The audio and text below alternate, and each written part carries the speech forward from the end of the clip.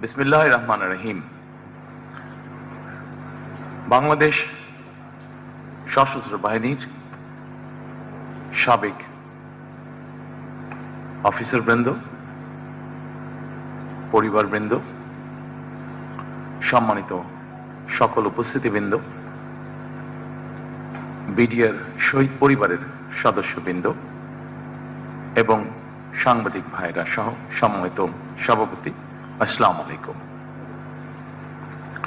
প্রথমে আমি আমার এবং আমার স্ত্রীর পক্ষ থেকে আজকের এই অনুষ্ঠানটি যারা আয়োজন করেছেন তাদেরকে আন্তরিকভাবে ধন্যবাদ জানাচ্ছি। আপনাদের সঙ্গে মত বিনিময় সভায় আমি এবং আমার স্ত্রী সত্যিকার অর্থেই কিছুটা স্মৃতিকাতর হয়ে পড়ি বা পড়ছি। বরাবরই সেনাবাহিনী বা সশস্ত্র বাহিনীকে আমার কাছে আমার একটি বৃহত্তর পরিবার বলেই মনে হয় বা আমরা মনে করি। এর কারণ হয়তো সেনাবাসী আমার এবং আমার পরিবারের বেড়ে ওঠা। আমার অনেক ছোটবেলায় বাবাকে হারিয়েছি আমরা, তবে বড় হয়ে দেখেছি সেনাবাহিনীর প্রতি আমার মা মরহুম খালেদা জিয়াও এক ধরনের নির্ভরতা ছিল, তার সম্মান ছিল। আমার মরহুম মা সবসময় মনে করতেন দেশের স্বাধীনতা সার্বভৌমত্বের জন্য বাংলাদেশের অবশ্যই একটি শক্তিশালী সেনাবাহিনী থাকা দরকার। সন্তান হিসেবে আমি যেমন আমার পিতাকে নিয়ে গর্ব করি, আমি বিশ্বাস করি একজন সেনা কর্মকর্তা হিসাবে বাংলাদেশের স্বাধীনতার ঘোষণা দিয়ে সেনাবাহিনীকেও তিনি করেছিলেন গর্বিত। বাংলাদেশের স্বাধীনতা প্রিয় গণতান্ত্রিক আমি জনগণের কাছে স্বাধীনতার ঘোষক শহীদ জিয়া একজন বীর মুক্তিযোদ্ধা। শহীদ জিয়াকে নিয়ে দেশের গণতান্ত্রিক আমি জনগণ যেমন গর্বিত, আমি দৃঢ়ভাবে বিশ্বাস করি, আমাদের পরিবার দৃঢ়ভাবে বিশ্বাস করে, ঠিক একইভাবে বাংলাদেশের সশস্ত্র বাহিনীও তেমনই গর্বিত। জনগণ সেনাবাহিনীকে দেশের স্বাধীনতা সার্বভৌমত্বের নির্ভরযোগ্য প্রহরী হিসাবে মনে করে। সেনাবাহিনীকে ভিন্ন কাজে সংযুক্ত করা হলে সেনাবাহিনীর মূল উদ্দেশ্য ব্যাহত হয় বলে আমি মনে করি।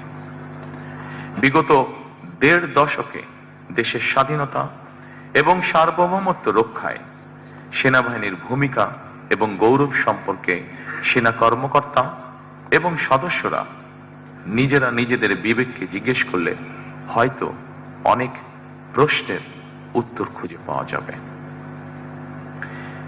দেশ ফ্যাসিবাদ আর তাবেদারের অপশক্তির কবলে পড়ার পর শুধু গণতন্ত্র এবং মানুষের স্বাধীনতাই ভুলুণ্ঠিত হয়নি, বরং একই সাথে দেশের স্বাধীনতা সার্বভৌমত্ব হুমকির মুখে পড়েছিল। এমনকি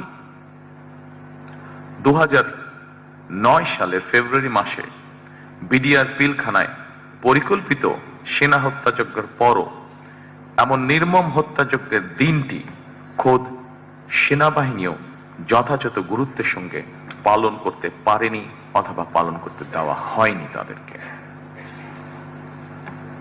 সেনাবাহিনীর হারানো গৌরব ফিরিয়ে দেওয়া হবে। উপস্থিত সম্মানিত উপস্থিতিবৃন্দ, সেনাবাহিনীর হারানো গৌরব ফিরিয়ে দেওয়া হবে, আমি এ ধরনের কথা বলতে চাই না, বরং গৌরব ফিরিয়ে দেওয়া যায়, গৌরব অর্জনের বিষয়, ধারণ করার বিষয়। সেনাবাহিনীর গৌরব সেনাবাহিনীকে রক্ষা করতে হবে। সেনাবাহিনীর নিজেদের সম্মান এবং মর্যাদা সম্পর্কে নিজেদেরকে সতর্ক এবং সচেতন থাকতে হবে। সম্মানিত উপস্থিতিবৃন্দ, আমার কথাটা হয়তো একটু ছন্দ পতন, কিন্তু আমি বিষয়টি যেভাবে বিশ্বাস করি, যেভাবে দেখি, আমি আপনাদের সামনে সেভাবে উপস্থাপনের চেষ্টা করেছি।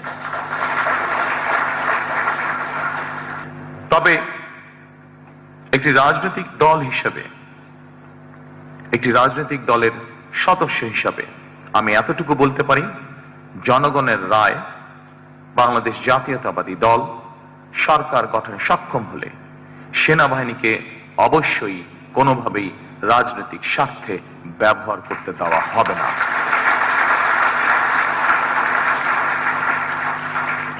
সেনাবাহিনীর গৌরব ভুলুণ্ঠিত হয় এমন কিছু বিএনপি অতীতেও করেনি, বর্তমানেও না, এবং ইনশাল্লাহ ভবিষ্যতেও বিএনপি করবে না। কারণ বিএনপি সবসময় বাংলাদেশের পক্ষের দল।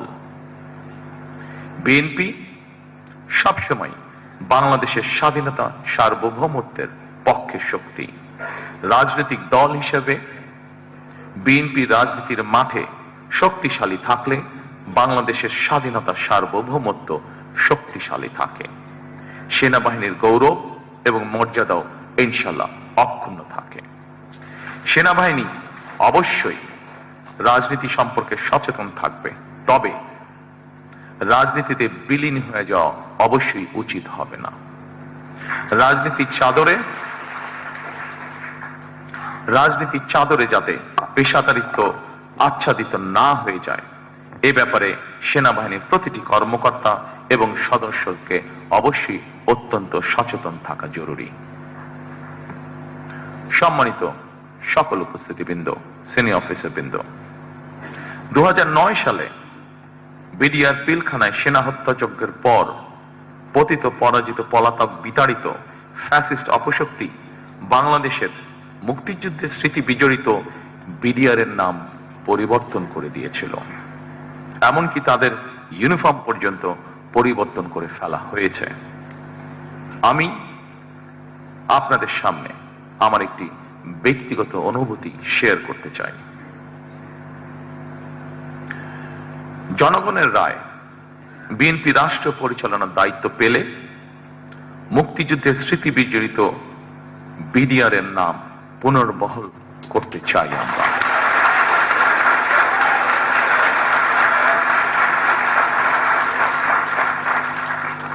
ভবিষ্যতে যাতে কখনোই এই ধরনের ঘটনা না ঘটে, সেই লক্ষ্যে সেনাবাহিনীর সঙ্গে আলোচনা করে বিডিআর পিলখানা সেনা হত্যাযজ্ঞ দিবসটিকে শহীদ সেনা দিবস অথবা সেনা হত্যাযজ্ঞ দিবস অথবা জাতীয় শোক দিবস হিসেবে ঘোষণা করার পরিকল্পনা আমাদের রয়েছে।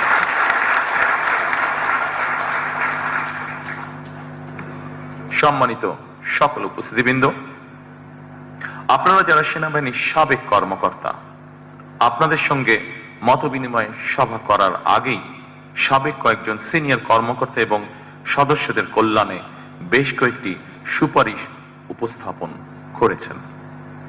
জাতীয় নিরাপত্তা পরিষদ গঠন, সেনা আইনের কিছু কিছু বিধিমালার পরিমার্জন কিংবা সংস্কার সহ এইসব সুপারিশমালাগুলি অবশ্যই গুরুত্বপূর্ণ বলে আমি ব্যক্তিগতভাবে মনে করি। তবে এই মুহূর্তে এতটুকু বলতে পারি, আগামী 12ই ফেব্রুয়ারির জাতীয় নির্বাচনে জনগণের রায় আল্লাহর রহমতে ইনশাল্লাহ বিএনপি রাষ্ট্র পরিচালনার দায়িত্ব পেলে আপনাদের উপস্থাপিত এইসব সুপারিশমালা বাস্তবায়নের জন্য সেনাবাহিনী সাবেক এবং বর্তমান কর্মকর্তাদের সমন্বয়ে আমরা একটি কমিটি গঠনের পরিকল্পনা করেছি। এই কমিটির সুপারিশ অনুযায়ী দাবি দেওয়াগুলি পরীক্ষা নিরীক্ষা করে প্রতিটি সুপারিশ পর্যায়ক্রমে ইনশাল্লাহ আমাদের বাস্তবায়নের ইচ্ছা আছে। পরিশেষে আমি হয়তো সকল কথা এতক্ষণ পর্যন্ত যেগুলো বলেছি, সেই কথাগুলোর মধ্যে হয়তো অনেকেই আশ্বস্ত হতে পারেননি, কিছু কথা হয়তো রেখে দিয়েছে আমি। তবে পরিশেষে সেনাবাহিনীর সাবেক কর্মকর্তা এবং সদস্যদের একটি দাবি ছিল, 1 rank 1 pay নীতি। আমি আপনাদেরকে অত্যন্ত আনন্দের সঙ্গে জানাতে চাই যে ইতিমধ্যেই আমরা আমাদের দলীয় ম্যানিফেস্টোতে 1 র্যাঙ্ক 1 পে অন্তর্ভুক্ত করে নিয়েছি এবং এটি আমরা বাস্তবায়নের ঘোষণা এরই মধ্যে জাতির সামনে উপস্থাপন করেছি। ইনশাআল্লাহ বিএনপি সরকার গঠন করলে পরে 12 তারিখে নির্বাচনে এটি আমরা যত দ্রুততার সঙ্গে সম্ভব বাস্তবায়ন করব আমরা ইনশাআল্লাহ। পরিশেষে সকল উপস্থিতিবৃন্দ, আপনাদেরকে আন্তরিক ধন্যবাদ আবারও জানাতে চাইছি আমাকে এবং আমার স্ত্রীকে আজকে এই সুন্দর অনুষ্ঠানে আমন্ত্রণ জানানোর জন্য। সকলে ভালো থাকবেন ইনশাআল্লাহ, সকলে সুস্থ থাকবেন ইনশাআল্লাহ। আসুন আমরা চেষ্টা করি আমাদের প্রত্যাশিত একটি সুন্দর নিরাপদ বাংলাদেশ যাতে আমরা গড়ে তুলতে পারি। ধন্যবাদ সকলকে। আসসালামু আলাইকুম।